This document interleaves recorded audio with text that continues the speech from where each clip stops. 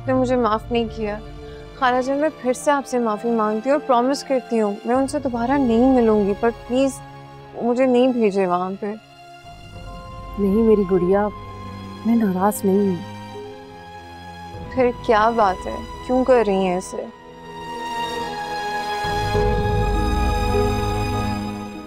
क्योंकि मेरा दिल इतना सख्त नहीं है।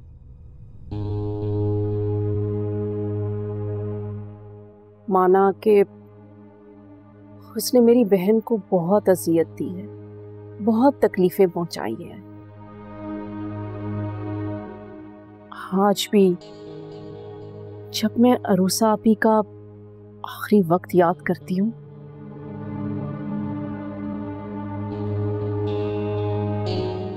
तो मेरी रूह कांप जाती है।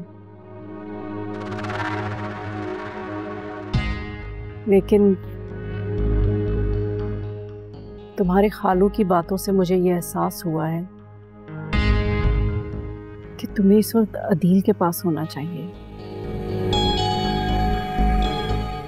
मुझे समझ नहीं आ रही, सब जानते हुए कि उसने मेरी माँ के साथ क्या किया, फिर भी।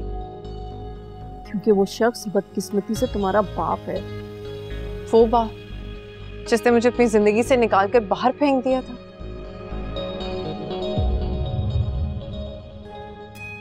और अब आप चाहती हैं खाला जान कि मैं उस शख्स पे तरस खाऊं। मैंने आज तक आपकी कोई बात नहीं टाली, लेकिन प्लीज मुझसे ऐसा कुछ मत कहें जो मैं पूरा ना कर सकूं।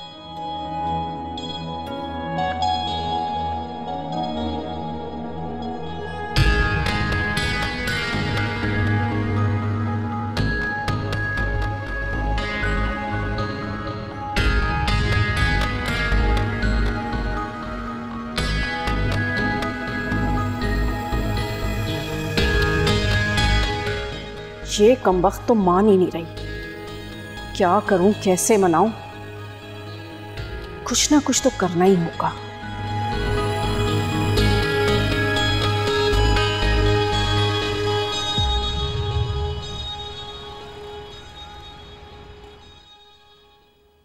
पापा, मैं आपसे शर्मिंदा हूं कि मैं आपसे किया वादा पूरा ना कर सका। नहीं बेटा, मुझे तुमसे कोई शिकायत नहीं। तुमसे जो हो सकता था तुमने किया। मैंने ही सब कुछ जानते हुए तुम्हें इम्तिहान में डाल दिया था। नहीं पापा, सारा आपकी बेटी है, उसे आपके साथ ही रहना चाहिए। आलिया आंटी का कोई हक नहीं है कि उसके ऊपर हक जताए। पापा, मुझे तो एक बात समझ नहीं आती, ज़ारा अपने लिए आवाज खुद क्यों नहीं उठाती? डट जाए आलिया आंटी के सामने। भाई, आलिया ने ज़ारा के दिल में मेरी मोहब्बत जागने ही कब दी है जो वो ऐसा सोचेगी?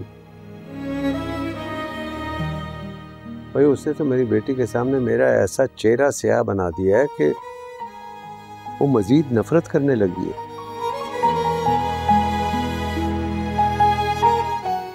लेकिन मुझे उम्मीद है कि एक दिन ये सच सामने आएगा।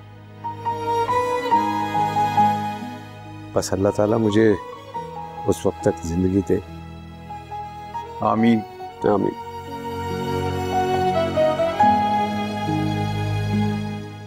देखिए, मैं आपको साफ साफ समझा रही हूँ कि अगर ये अदील मर मरा गया ना तो मुझ पर इल्जाम ना लगा देना कि मैंने उसकी बेटी को उससे दूर रखा है।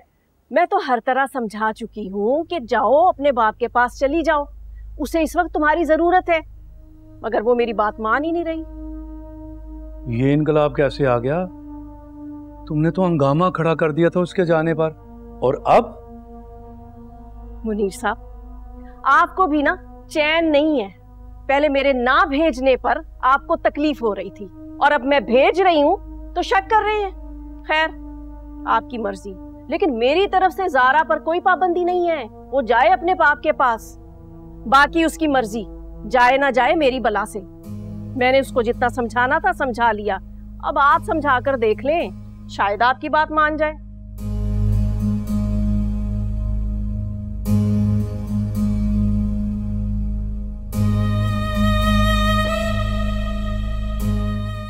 मैं भी आलिया हूं, आलिया। सुनती सबकी हूं, लेकिन करती अपनी मर्जी हूं।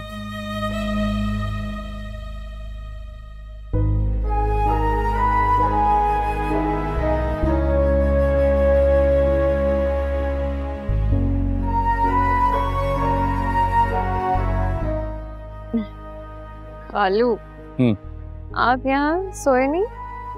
बेटा मैं सोने जा ही रहा था, मैंने देखा कि छत पे मेरी बेटी तारे गिन रही है। कितने हुए? अच्छा अब ये बताओ कि क्या देख रही थी आसमान पे? बचपन में सुना था कि जब लोग इस दुनिया से चले जाते हैं तो ऊपर जाके तारे बन जाते हैं।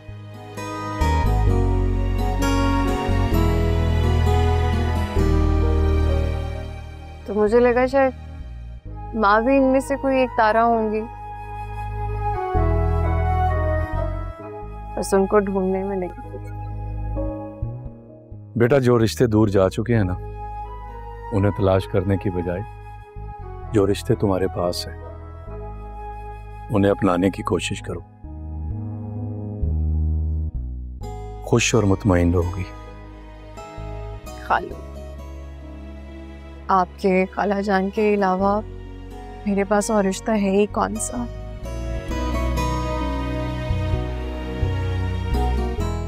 बस आप लोग मेरे पास हैं, मेरे साथ हैं, मैं खुश भी हूँ, मैं मुतमईन भी हूँ और मुकम्मल भी हूँ। सारा तुम अच्छी तरह जानती हो कि मैं अदील भाई की बात कर रहा हूँ। खालू, मेरा उनसे कोई वास्ता नहीं है। गलत। अदील भाई तुम्हारे बाप हैं